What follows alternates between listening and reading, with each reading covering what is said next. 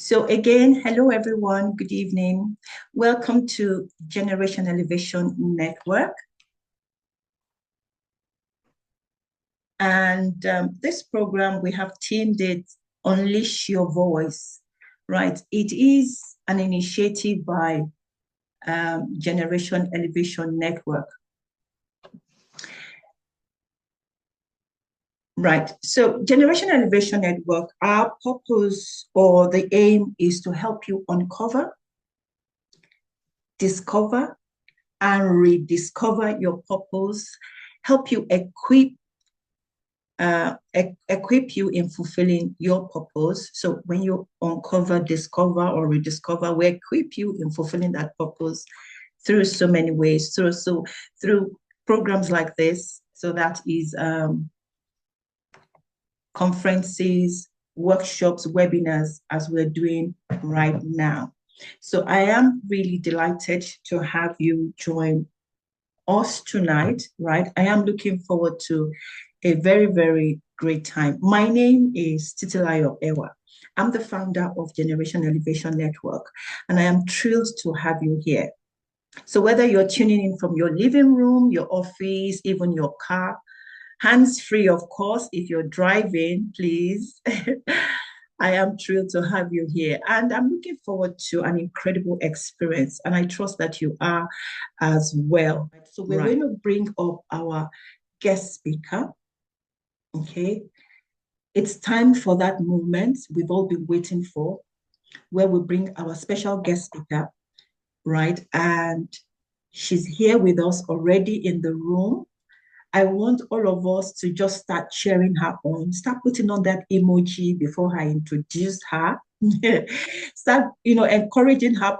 Let's encourage her. Let's welcome her. I'm going to introduce her in a bit, right? Let's welcome her. And our speaker is Lady Adeola. So you can unmute, and let's welcome Lady Adeola. Fantastic. Well done. Yes, that's what I'm waiting for. Let's encourage her. Let's welcome her. Our speaker today is Lady Adeola Babatunde. She's a learning and development professional with over 14 years cognate experience in the oil and gas sector. Right. Management and business consulting, startups, and technology space. She is a certified master trainer and assessor by the International Finance Corporation, Learning and Performance Institute. She's a global speaker, a communications expert, a business coach. She's the founder and lead coach of Present Right Academy, the online public speaking school for women and lead facilitators at Inside Business Consulting, a global business and consulting firm. Over the past 7 years, she has coached over 2,000 women to speak more confidently and now empowers women to speak up so they can achieve their goals. Lady Adeola resides in Lagos with her husband and her children. People, let's give it up for this wonderful woman, this beautiful who has taken to be, on with us this evening. You're welcome, Lady Adeola. Thank you very much. Thank you so much. Thank you so much, ma'am. You're welcome. You're welcome. So the floor is yours. God bless you. Welcome. Yes, please. Thank you so much. Please give me 1 second. Thank you. Thank you. All right. All right. Thank you so much, ma'am. God bless you. God bless you, Madam Ewa Adeli. I am so honored to be here. I am super excited. I do not take this opportunity for granted. I want to say thank you for giving me the opportunity to share a thing or two with the Generation Elevation Network. So thank you very much, ma'am. God bless you. And I also want to thank and appreciate your team, the team at Generation Elevation Network, who is also working with you to make this platform and this network a huge success. So well done to you and your team. And thank you for having me. All right. So to everyone who has joined this evening, to Miss Tracy, to Muna Chiso, Caleb, Joy, Faith. I'm just going to try to see everybody's names. Chibuzo. I'm going to try my best. Queen, Besong, Florence, Sacred Alabi, Yvette, Angelica. It's a pleasure to have all of you listening here today. So I'm going to share my screen. Apologies, I'm using my phone. My laptop decided it wasn't going to work 2 days ago. So nothing will stop us. Yes, nothing will stop us. It just decided that, you had to go on a holiday, but that's okay. We'll work with it. Yeah. So I'm just going to start. Let me know if you can see my screen. I'm going to share my slides. Yes, we can see your screen. Yes. Okay, excellent. Please let me know if you can see if you can see WhatsApp. Okay, I'm just going to WhatsApp. Just give me a minute. Okay. So can you see the slides now? Yes, we can. Yes, excellent, excellent. Okay. So thank you so much for, this beautiful, beautiful topic, unleashing your voice. Now, before I jump right in, before I start, I want to say something that I want you to take away today. I want you to take this lesson away with you today. Nobody who did anything great kept their mouths shut. I want you to write that down. Nobody who did anything meaningful kept their mouths shut. Nobody. Nobody who did anything great, nobody who did anything meaningful kept their mouths shut. And why is this important? This is important because sometimes we think speaking up is for a certain type of people, or we think it's for a certain kind of person. However, if you, and I love what Madam Ewa said about the Generation Faith Network, to equip you to fulfill purpose. Purpose, you are a great person. If you're going to fulfill purpose, then you are the one we're talking about. You are the one that needs to speak up. You're the one that needs to open your mouth and let the world hear what you have for them. Do you see? And so I want to share a story with you. This is a true life story. Let me just introduce. I have what's it called, the table of contents here, but I'll skip that. And I've also been introduced. So I'm also going to skip that, and I'll go straight to the introduction. But before I jump into the introduction, I want to tell a true story. True story. So there was a friend of mine. We met at a coaching event. He was my classmate. This was maybe like 14 years ago, something like that. And he told a story of how he was super brilliant. Like he was an engineer and he was super brilliant. And it was time for him to get a job. So he went and wrote some tests. He applied for a job and he was meant to write some tests. And he wrote some tests. After writing the test, they invited him to write yet another test. He eventually wrote 3 tests, and after the test, he was told to come for a physical face-to-face interview. And he went for the interview, stood in front of the interviewers, and he was shaking. He was so anxious that he could barely get a word out, like he could barely say a thing. Now, the interviewers, about 3 or 4 of them, sat there and they looked at his test results and they said, Yomi, because his name was Yomi or is Yomi. And they said, Yomi, you have excellent results. You are one of the candidates that did excellently well on this test. Are you sure you are the same person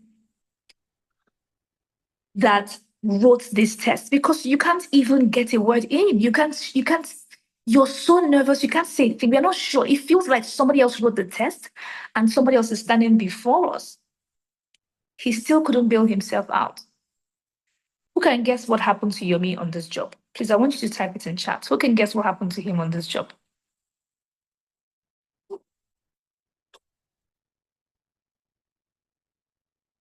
Oh, I think I've switched again.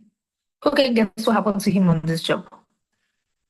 I can't see the chats, but I'm hoping that somebody can read it to me. Can anybody be kind enough to just read? If anybody drops something in chat, Who can guess what happened to Yomi for this job?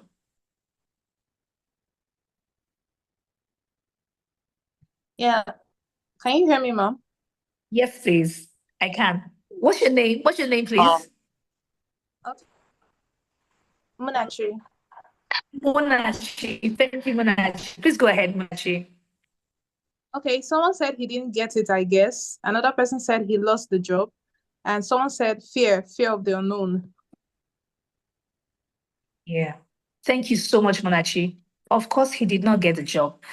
The panelists were kind enough to tell him, we think you're brilliant. We think you're a fantastic guy. However, we cannot connect your results with your performance during the physical interview. Therefore, we're not hiring you. And so because of that, he lost that job. Now he had learned his lesson. He had learned. And you know what he did the next time? He said, the next time I was going for another job, he said, I told myself, Yomi, you are the one they are looking for. He said, I am the one they are looking for. He said that loud enough. He said that long enough. And when he went to his next interview, I want someone to just take a wild guess. What do you think happened when he went for his next interview? I always like to do this so that we can interact. Who can guess what happened when he went for his next interview?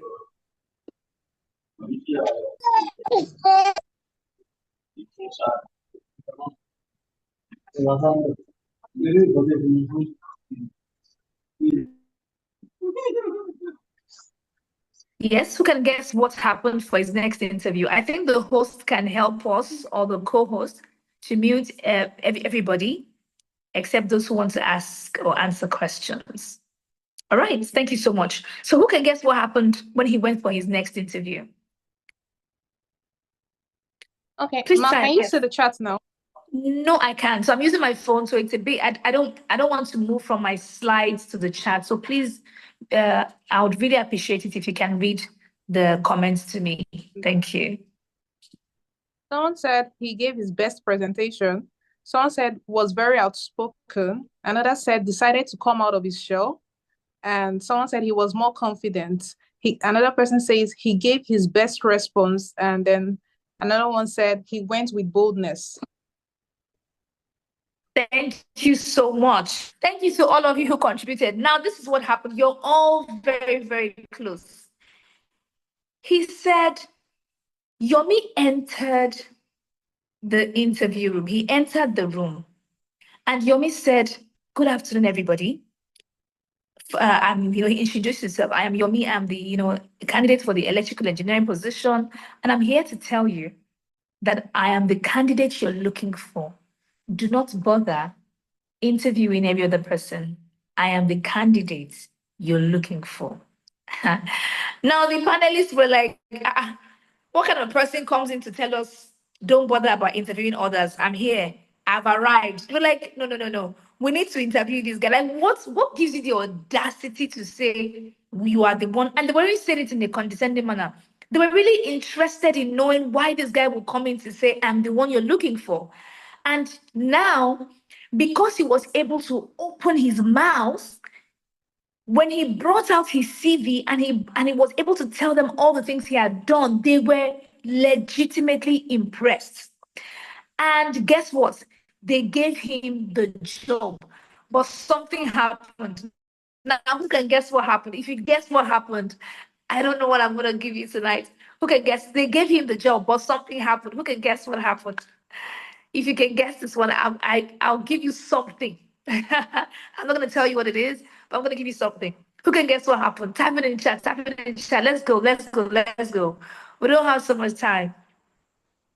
Yes, Munachi is going to read it to me. Thank you, Munachi. This is very kind of you.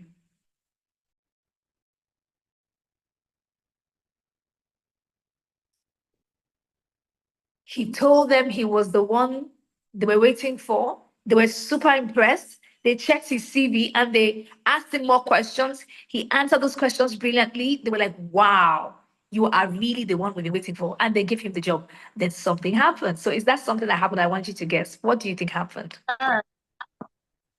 Someone said one of the panelists recognized him, Another person said he must be very happy.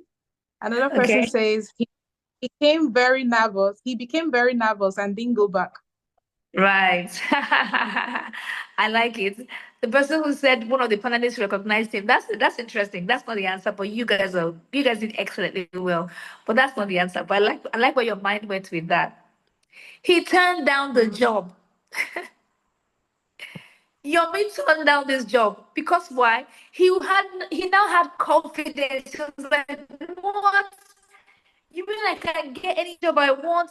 I'm gonna go everywhere and tell them I am the one you're looking for. Don't bother interviewing everybody else. And then Yomi began to aim higher. He began to Wow. aim higher. Now, let me tell you this.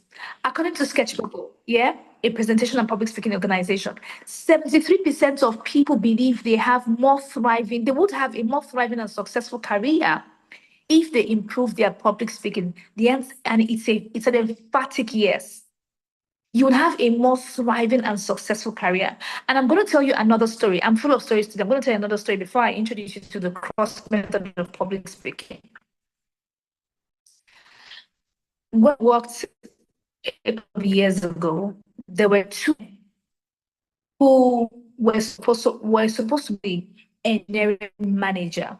So the position for the engineering manager was open, and there were two engineers within the organization, two senior engineers, and either of them could take that position. Now, to preserve their identities, I'm going to call the first candidate. Let me look for his exact name. Then I use his what's it called initial. We'll call him Mr. B. Mr. B, and then we have Mr. C, for lack of a. So we have Mr. B and Mr. C. Uh, yeah. So we had Mr. B. Somebody, yes, just help us mute, okay? So that we can move as quickly as we can. Thank you so much. Thank you. Okay. Now we had Mr. B, and then we had Mr. C. 1 second to get out here. We had Mr. B and then we had Mr. C. Mr. B would, when it comes to work,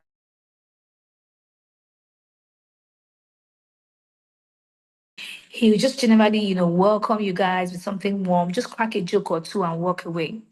And then we had Mr. C.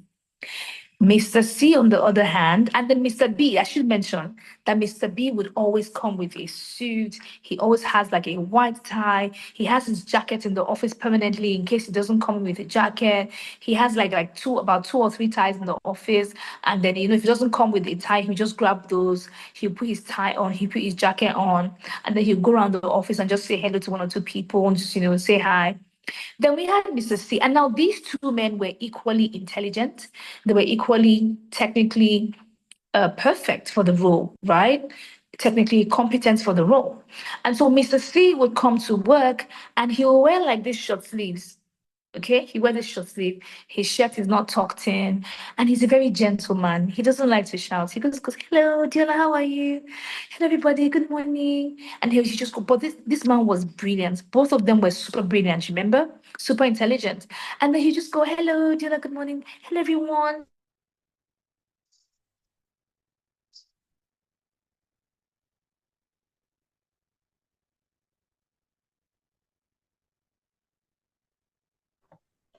Okay. I think Lady Adeola is frozen at the moment, and we just wait for her to come back in. I believe she's trying to sort that out. So just put in the comment box already, how are you feeling with what you've heard so far? Please don't log out, right? I believe she's trying to log in. I am in conversation with her. Yes, how are you feeling at the moment? Powerful.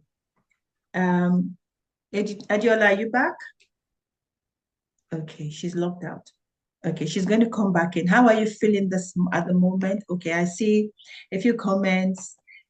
Powerful. All right. I feel I'm energized and I'm just waiting for her to unleash, to us exactly what she has for us today.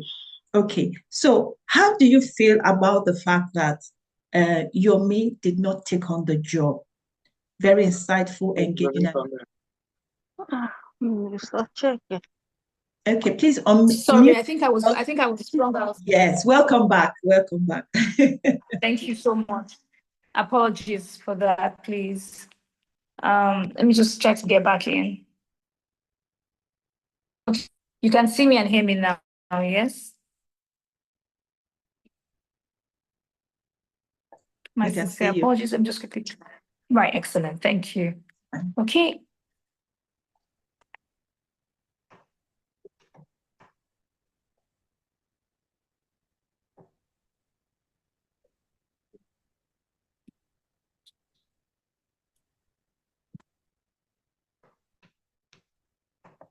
All right. So please confirm that you can see my slides so I can go on. Yes, you can see. Yes, I can see You it. can see my slides. Okay, Yes, ma'am. excellent. So thank you. So I was talking about the two men. I was giving you the example of the two men, how one of them will go around the office. Mr. B will go around the office and he will talk to everybody. And Mr. C will just be, quiet. He doesn't want to be bothered. He has a soft voice, just want to sit down in the corner, do his work and go. Now, I want you to guess. I want you to type in chat. And Munachi, if you're kind enough to help me do like a poll, who do you think got the job? So Munachi, I wanted you to help me count. How many people said Mr. B and how many people said Mr. C? Could you help me count? Who do you think got the job?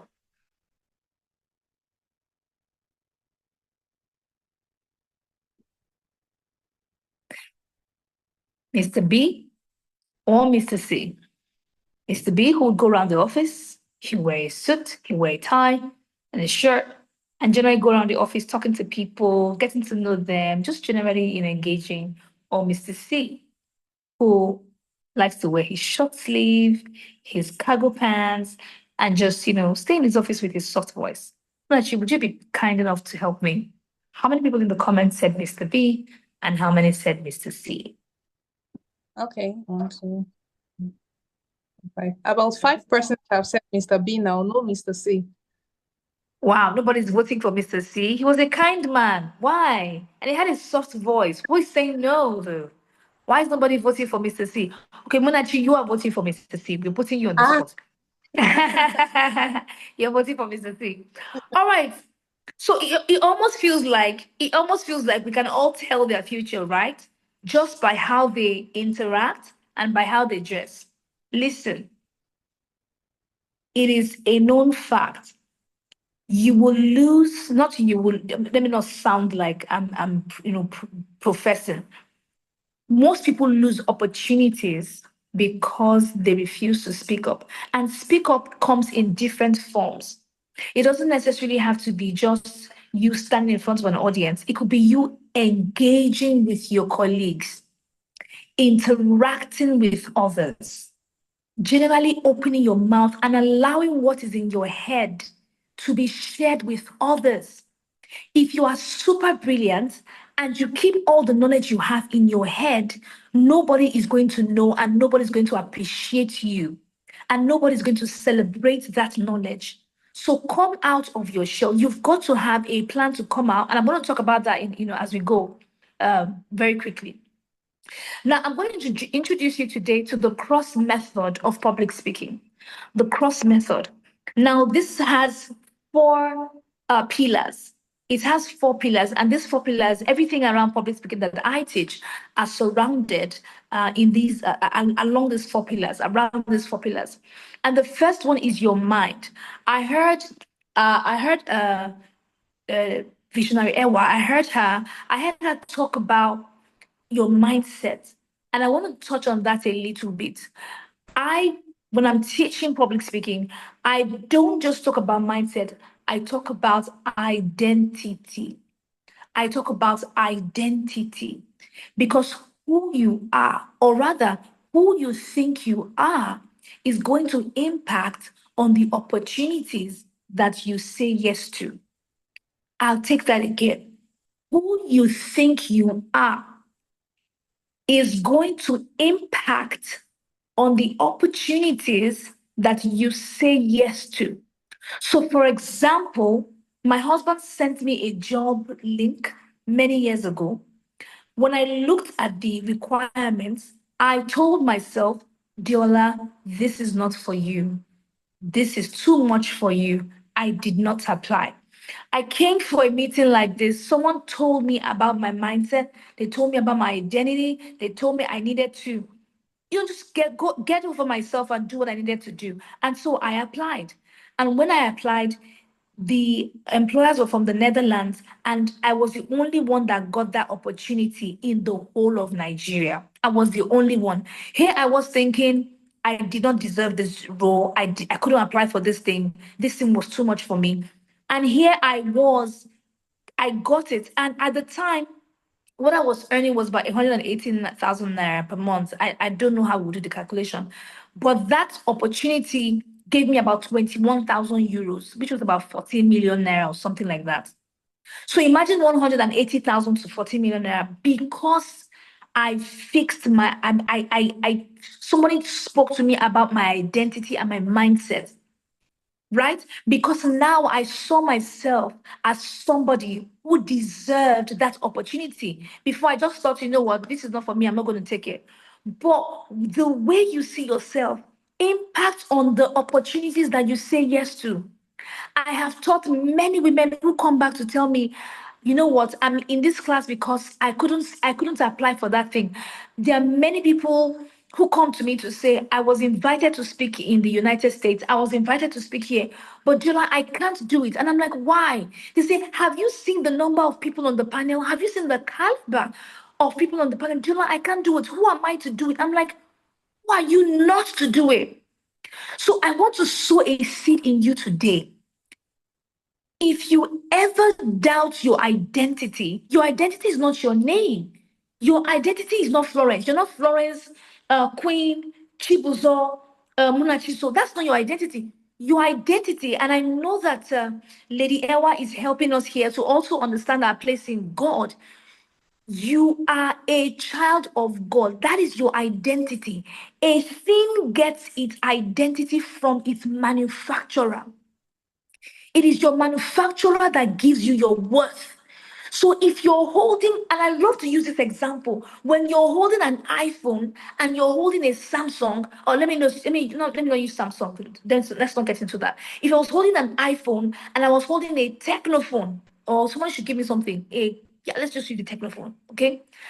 An iPhone can cost as much as $2,500. A techno can cost, let's say, 200,000 naira. I'm using naira because I'm in Nigeria, but I want you to do the math, right? $2,500 could be as much as 2 million, over 2 million. Now, my question to you is, what is it that the iPhone can do that the Technophone cannot do? Please, I want you to quickly type in chat. My sessions are always interactive. Type in chat for me. What do you think the iPhone can do that the Technophone cannot do? Why would the Technophone cost 200,000 naira and the iPhone is costing over 2 million naira? What is it? What is it? What's the difference? And I'm not talking about the specific details in the technicalities. I'm trying to say, can you make a phone call with an iPhone? Yes. Can you make a phone call with a technophone? Yes. Can you send a message with an iPhone? Yes. Can you send a message with a technophone? Yes. Can you go on the internet with one? Yes. Can you go on the internet with the other? Yes. So what's the major difference? Yes. Munachi, what are they saying in chats?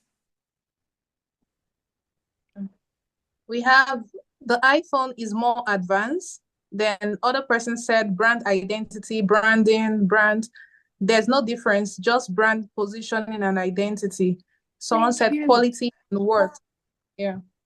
Thank you, Munachi. Most of you have seen that it is branding, identity. Listen, the people who made the iPhone, the management, they sat down and said, we're going to make a product, we're going to make it high quality, and we're going to sell it at this price, right?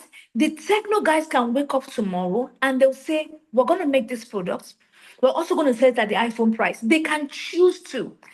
A thing gets its worth from its manufacturer. Who manufactured you? Who created you? Yes. So if God, and now, and let's take that home a little bit. How many people have your fingerprint? How many people have your fingerprint? Very quickly.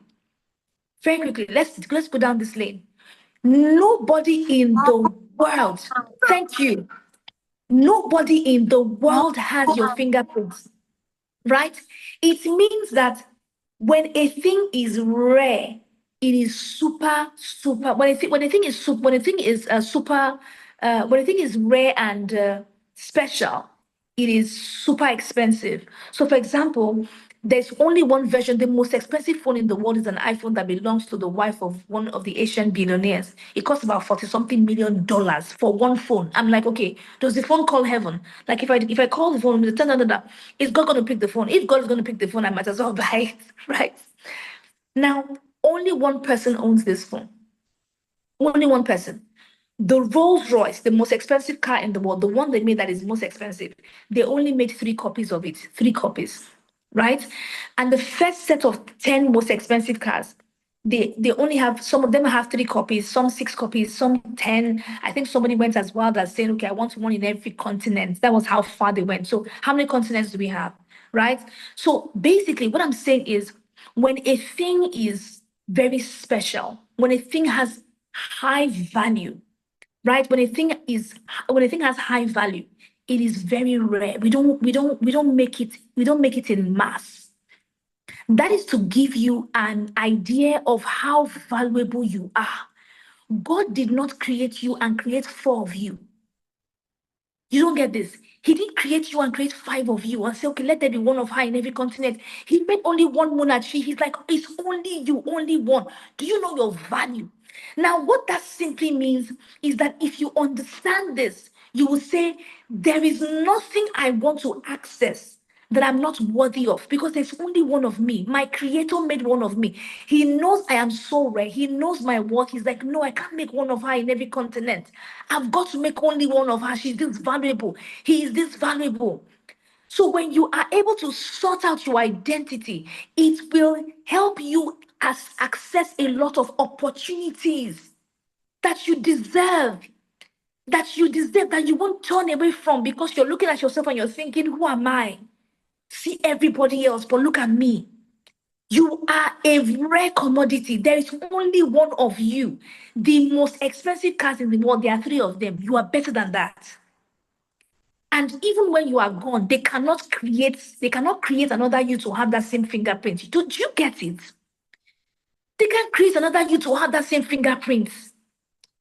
This is how rare, and this is how rare you are, and this has to sink in. So your identity is rooted, your identity is settled. Now let's move to your mindset. Now, when we enter the mindset of somebody that speaks, the mindset is every great speaker was once a bad speaker. Finish. Every great speaker was somebody who once struggled with speaking. So if you've ever struggled with speaking, if you're still struggling with public speaking anxiety, if sometimes you forget what you want to say, if sometimes you keep quiet, somebody else says what you want to say, and you say, oh my God, I had that thought. Everybody, John Maxwell, everybody who is a great speaker today, every single person was once a bad speaker. So if you think that you're bad and you're not excellent at it, you're not great at it, you are in great company. Once you have that mindset and you know that the only way I can go is up, you are on the trajectory to growth. Okay, you are on your trajectory to growth. Let me quickly try to move as quickly as I can. So that is the mindset and the identity. Let's talk about, so now the next thing now is the voice and how you sound. Focuses on your sound, your pronunciations, and I'll talk about this, right? Listen, I see that I want to, I'm assuming, and I hope it's not a wrong assumption, that most of you are in your early career stages. When I say early career, nobody here has like 16 years experience, 10 years experience. Is anybody here that has 14 years experience, 12 years, 10 years? Anybody? I believe that everybody's in the early career stages. Munachi, can you give me feedback? What do you say? Someone said yes. Someone said about 4 people. They said no, right? They said yes, they have. Some have 15, some have 49, some have 10 years of Please, what is experience. What is 49? Who has 49 years of experience? This is fantastic. I love it. Please, I think I should just hand over the mic to this person. There's no point. Please, I want to learn from you. You are a mentor. If you have No, 49 years of 49 experience, years, please. not 49. The person is talking about the age, 49 years. Oh, fantastic, fantastic. Thank you so much. All right. So I'm suspecting that most people who are listening to me today, most of you in Generation Elevation Network, are maybe in your early career stages. No matter where you are, whether you are in your early career stages or you are in your middle career or your late career, one of the reasons a lot of people come to improve their speaking is because of their articulation, their pronunciations. You would hear people say also, particularly if you're of African descent, or maybe you're Indian, you're Chinese, a lot of people have a lot of different articulation. And it's not that we want you to deny your roots and deny where you're coming from, but it is easier for people to hear you, listen, and understand you if you have great articulation. Do you get this? So if you're someone, and if you know that you have issues with your pronunciation, your articulation, you can start to improve that. And let me give you a simple technique, because there's just so much I can say. We have so little time. There's just so much I can say in 45 minutes. A simple way to help yourself. Number one, listen.